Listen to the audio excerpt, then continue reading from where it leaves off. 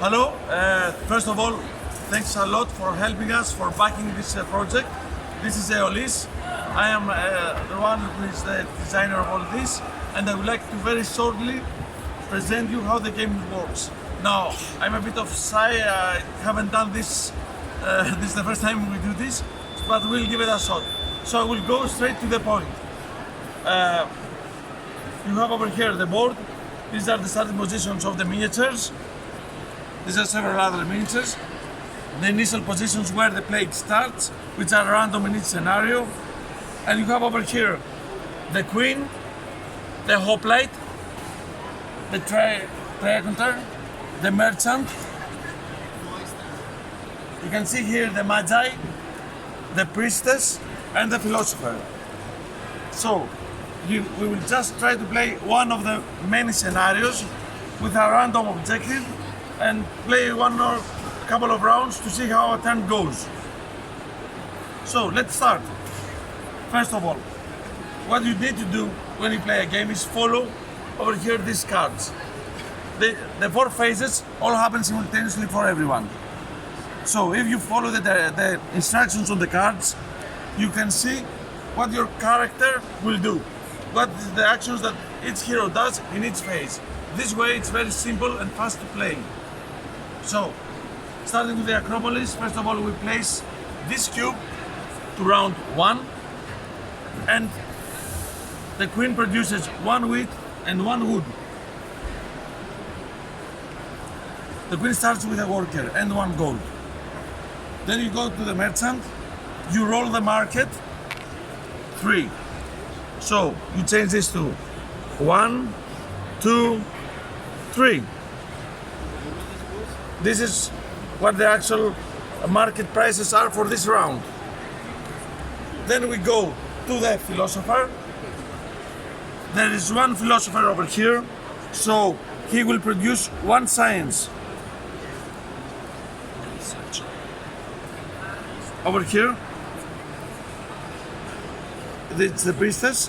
All die will increase into 2 because you have a pair of bloodfall and priestess. The magi is ready to select her spells. Okay, so the Stygian Greed is a nice spell and you will conjure gold, which is really important for us. The heat wave can cancel the event of long winter, and the Aegean horizon will help the triaconter find more loot. Now you take the first spell for free, and you can buy one of the other ones with 1 gold. We'll do this when the time comes on the actual player phase. This remains here for now. She has to decide which spell she will take. So, over here, the hoplite doesn't do anything on the setup phase, and the triaconter is ready to bring some loot back. So, let's get to the player phase, when all the action happens. Now we start simultaneously, all the players playing each of the heroes. I am now playing all 7 of them, but in the scenarios that you will be playing, you will be able to select exactly which heroes you want to play, because there are scenarios for each hero, and also you will select which campaign length you want to play. For example, if you have for a Wednesday night only 1 hour to play, you play a short scenario. If you want to play for a Sunday afternoon for 3 hours, you just select the marathon game and go all the way from age 1 to medieval age 3. So, let's start. First of all, the queen has enough wood and workers to produce 1 structure. The structures are over here. The requirements for building something are written in the back of each card. The technology required is also printed over here. So we started with 0 technologies. This is not a setup scenario, it starts from blank. So in order for her to be able to build with farms, she will have to discover first agriculture. So we go, and since we are playing simultaneously, to the philosopher. Now this is the tech tree. One of the first discoveries that he can choose is agriculture or copper working. He will consume the one research and discover agriculture. He immediately takes all of the wheat farms and gives them to the queen. The queen now can build any of these. So she will decide to take this building and place it on the map. You can see the wheat icon over here, and you can see in the map that there are wheat icons in several places. You cannot place a wheat farm in an icon in a tile that does not have it. For example, you cannot have a wheat farm in the sea, or you cannot have a wheat farm in the desert. You can place it over here, for example. So we place this wheat farm, let's say over here, for example. So now we have built our first structure. Next round, it will produce some wheat. Hopefully we will be lucky, we have a lot of wheat, and we will be able to produce some more workers. The main task of the queen is to produce enough workers and build a lot of buildings so she can produce more workers. At the same time, the merchant's role is to produce gold. Gold and workers allocated to all of these heroes will produce more trained workers. Trained workers are actually scientists, priestesses, magi. This is very, very important because, for example, if we had 2 scientists over here instead of 1, we would have 2 research, so we could consume these 2 research and discover more technologies faster. Why will we want that? I will do a small break over here, just a small parenthesis, to show you the goal of the game. The goal of the game over here is that we take, on this scenario, one of these heroic events, and you have to do it. Now, in each scenario, there are different kind of cards. So in each scenario, you will have a different heroic event, a different goal for your scenario. Let's take this, for example. The Crimson Pestilence. For this heroic event to be concluded, you will have to research and discover the cure for the Crimson Death Plague, and you will also have to possess 5 algae, which is the component needed to cure the plague. So, if you want to eliminate the plague from the game, as this is your goal for this scenario, you will have to do this. So, all the tech tree that the philosopher will have to focus on could be that, but again, there will be invasions, there will be raids, there will be plunders, so there will be a lot of things that might lead to stray towards somewhere else. So, by continuing now the game, we have this style, we build it, all this. We can now use and go, for example, to the priestess. The priestess consumes, for each priestess you can consume one of the die to do one of these abilities. These abilities can be blessing your soldiers, can be confining the plague from spreading. You can proselytize enemies so they are more acceptable to diplomacy, or you can see the future. In this scenario, we will just consume this, and it goes from 2 to 1 to be able to see what happens in the future. So she takes the AG1 curse, which will be revealed in the beginning of the next turn, and see what will happen on the second turn. Which cards are revealed in which turns is described in each scenario. So we reveal this AG1 curse, and it turns out to be the Long Winter.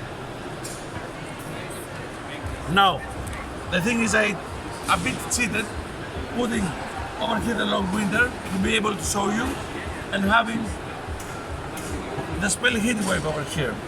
So the priestess tells the Magi that the winter is coming, so we have to do something about it. So the Magi will certainly choose this for her first spell, and let's say that she also chooses the Stygian Grid for her second by paying 1 gold. The other spell goes on the bottom. So now, going to the Magi, she moves her crystals by 1. You can activate one spell per sphere, and each sphere must have the appropriate color of the spell. So in this case, we'll move the purple mana, the void mana, over here, for example, and the red mana for the heat wave over here. She can now cast one of those two spells since she only has one magi. If she had two magi, she could cast both of them. So that's also important to ask for the queen for a 3 worker to be over here placed, and from the merchant a gold piece so she can train. The actual event hasn't started yet, so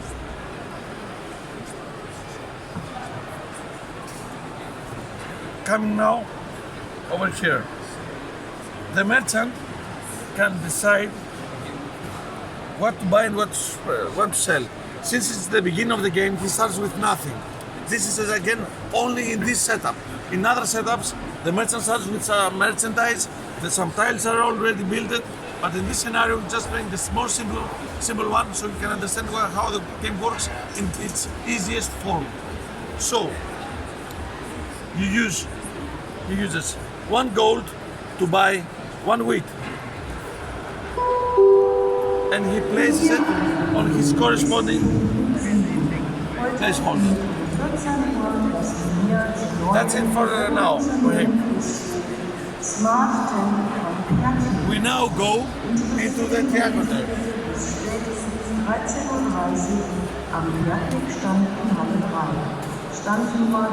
There are different tiles over here, different tokens that can be selected randomly and placed on the 4 directions on the compass. When you upgrade your triangle, you will have much more options when you have a trireme instead of a triangle. Now, each token of this has a percentage. The higher the percentage, the more difficult it is to be able to acquire this good. However, the triangle can choose what is more important. For example, research is really important, and the best thing might be 7 fish in order to be able to give it to the queen.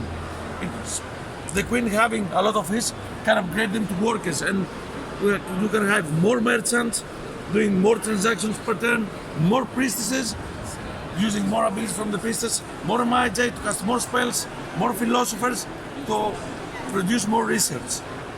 Now, the thing with the fish is that it has 54%, so he will not choose to do this role now.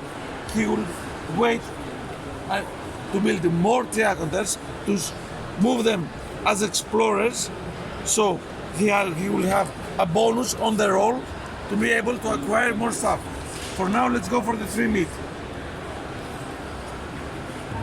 4% now. This is a live roll. If I bring a 3, I cannot do anything about it. 60. Okay, so I was a bit lucky. We take the 3 meat and we place it on the port.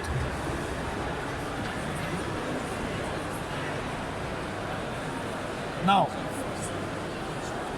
in the beginning of the turn, something that I forgot, we also open a blessing on the second round. So, we have the philosopher played his action, the priestess played her action, Magi is ready and bought some spells, the triagonal also made its move, one of the two, and as the second move, she will decide to take 1 token and place it over here. It's the 6 algae. Now this is really important because for our goal we need the algae to be able to cure the plague. So she will place this over here and be able to take it later on.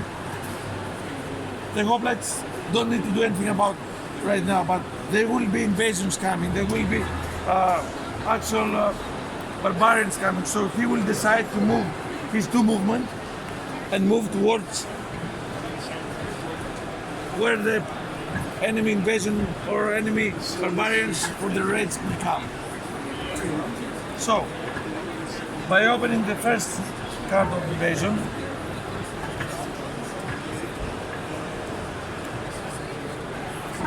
this is the Age 1 invasion that's written on the specific scenario that opens, is the Dorian War. So you roll at D6 and place the Dorian War token 4. 1, 2, 3, 4. You place the Dorian War over here, and you place the Dorian War miniature on top. This will now move towards the city. It will take 5 rounds to reach the city, and if it attacks the city, all is lost. So they will have to stop the Dorian War before reaching the city. Everyone has played now, so now it's the time for the enemy phase. In the enemy phase, invasions move, if you can show. So he will move randomly towards one of these two. 1, 2, 3, 4, 5, 6, 5. He will move from this hex to this one. The plagues do not have any structures around them, so the plague will not spread, not for now at least. And we don't have anything else moving on the board. So the enemy phase has finished. We now go to the conclude phase. The conclude phase is the last phase of the game. In the conclude phase, resources are gathered from the board to the players as they want. This is the phase where all the heroes exchange their actual products. So for example, the merchant will give the wheat. He can keep it to sell it and break profit, but he will prefer to give it to the queen because it's the beginning of the game. These were consumed when building, sorry about that, when building the farm. So another will come over here from the merchant, and also let's see what other transactions we can do. The 3 meat will also be discarded, and 3 meat will go most probably to the queen. Now, the queen can say that I have 3 meat, I don't need all of them. I'm creating 2 workers is good enough, so she will give better the wheat back to the merchant and 1 meat. So if we're lucky, we will be able to sell all this and make a profit. So that's the end of the first round. We'll try to play the beginning of the next round, also to have a look at how the game flows. So going to the second round, we go now to the setup phase. First of all, we move this counter from number 1 to number 2. Second, as everything describes over here, all our structures produce resources. So we have +1 wood and plus a wheat. We go over here. This is the production dice. We might be lucky and take a lot of resources. This is 5 resources. We might be unlucky to get 1, or much more unlucky and have the plague coming. If they don't have enough resources, this means that they will give 1 gold. That means that the workers on the farm will not pay you, so they will not give you wheat, so they will pay you instead. Now we will roll the dice and see what happens. 1. So you place 1 wheat on the farm. At the end of this round, at the conclusion phase, we will be able to take this and use it. Now we leave it on the map because there might be raid coming, archers, so we will have to protect that one. Most probably he will have to choose by either going to the farm to protect it from raids that will come, or standing his ground against the incoming invasion. So after this we draw events. We first draw an Age 1 curse. We know what it is because our priestess in the previous turn had a look at it. It is the long winter. This means that at the enemy phase, all wood crystal resources are destroyed. There will be no production and explore action during the next round. Morale will drop by 4 levels. That will be really catastrophic. Hopefully, our magic has the solution. We also open one blessing. It's a barter and gold blessing. Place the crystals and whispers token on Sand Hex 2. So you go over here. This is the token, and this is Hex 2. Now this is an opportunity. A caravan arrives and is willing to establish a trade route. If you remove your philosopher on that hex, you immediately discover commerce. even if you don't have the prerequisites, and you can upgrade the Agora by paying the appropriate cost. This will give a great bonus to our merchant. So, the merchant most probably in his player phase will move towards here to be able to do this. Now, continuing in the setup phase, nothing happens over here. Our merchant will roll a d4, 3. So we move 1, 2, 3, and we can see what we can do. Most probably want to sell wheat or meat. So, sell wheat. I'm trying to see. The non-upgraded merchant can manipulate the market. That means that he can twist this over here. So he twisted it by 1 square, and we were a bit lucky. We can sell our wheat for 3 gold. So he leaves this over here, and when it's his turn, he will do that. The Magi will pick up 3 spells and look at them, and before at the player phase decide which one she will want to buy. She doesn't have gold, so she can choose only one. I suggest that most probably she will pick up the Fiery Strike to be able to damage from afar the incoming invasion or whatever else comes. So, the priestess, all the die increase.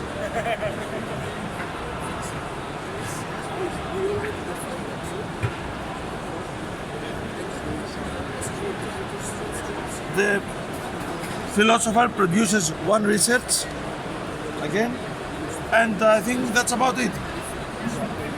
So we now finish the setup phase and we go on moving into the player phase. Now, on the player phase, let's start with the Magi. The Magi will have 1 spell for free, so she will choose Fiery Strike just to be on the safe side, because she might need to combat.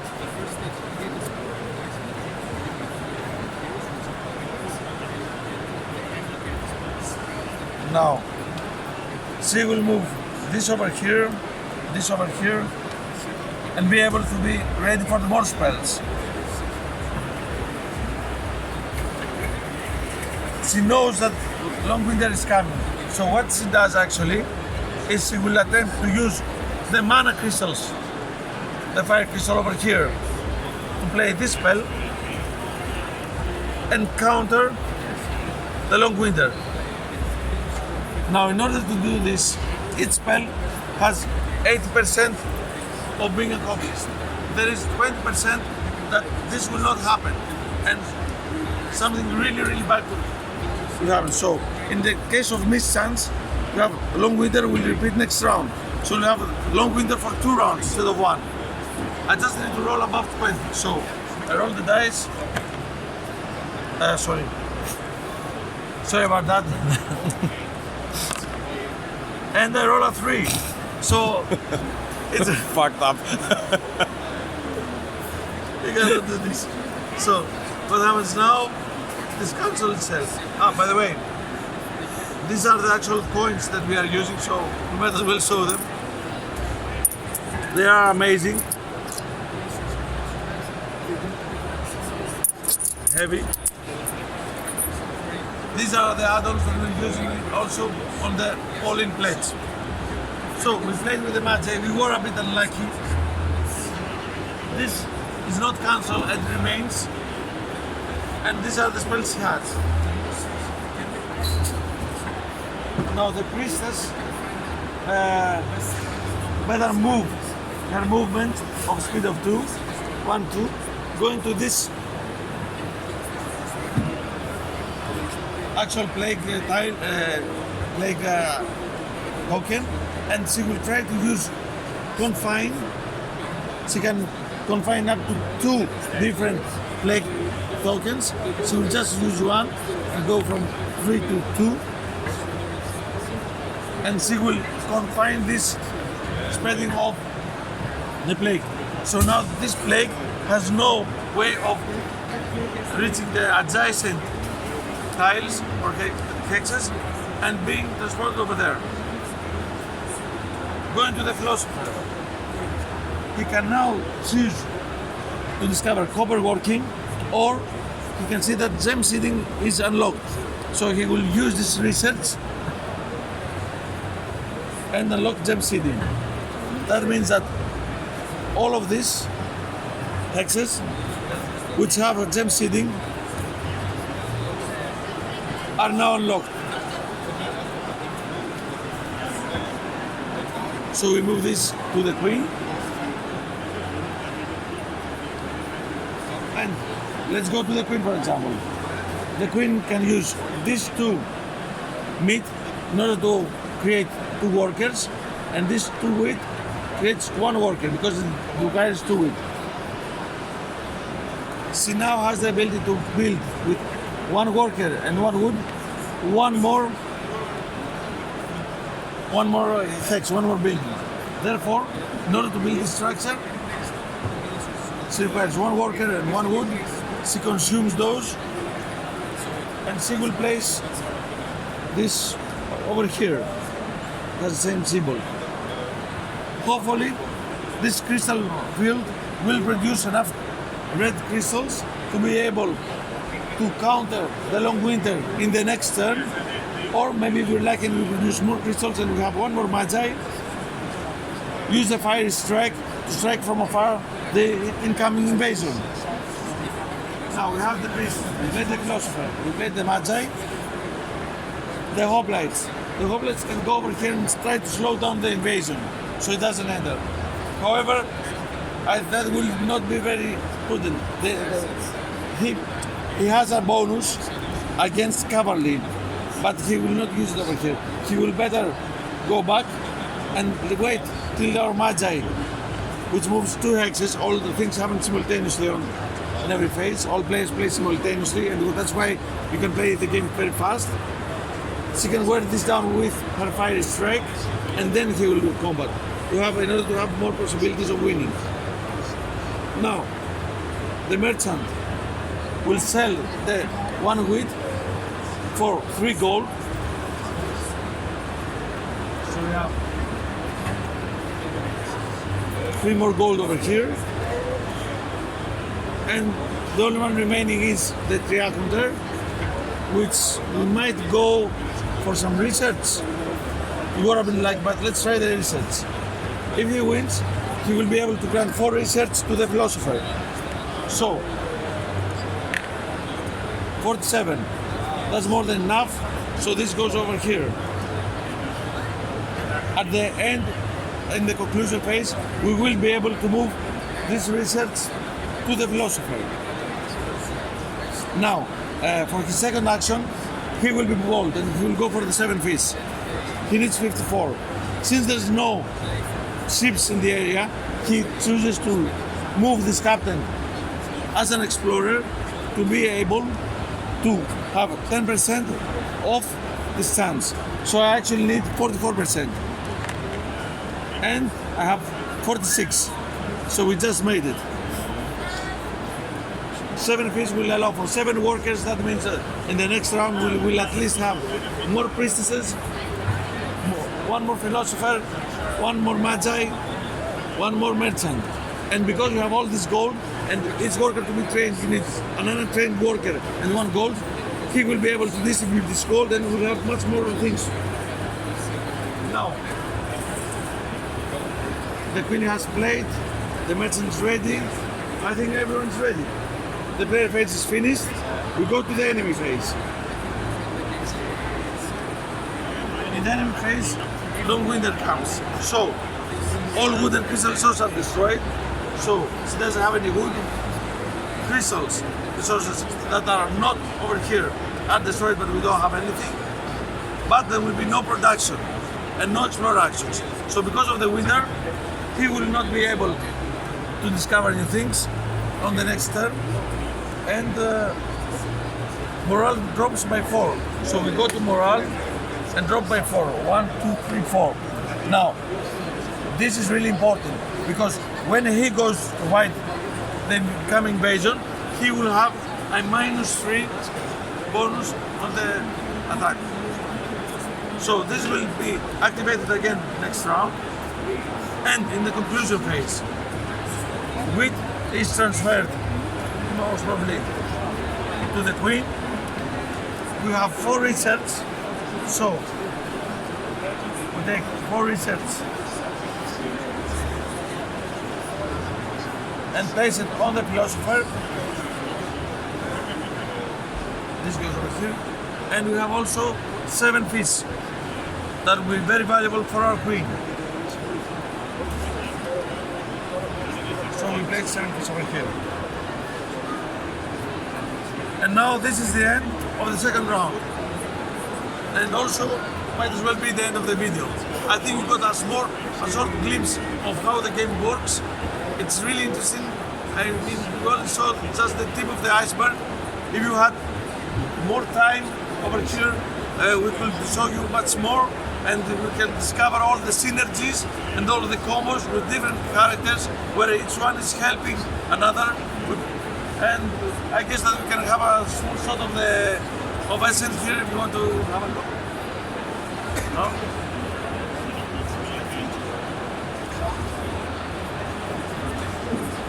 So thank you very much. We thank you for making this reality, for having us funded, and again, thank you very much. You made this dream come true.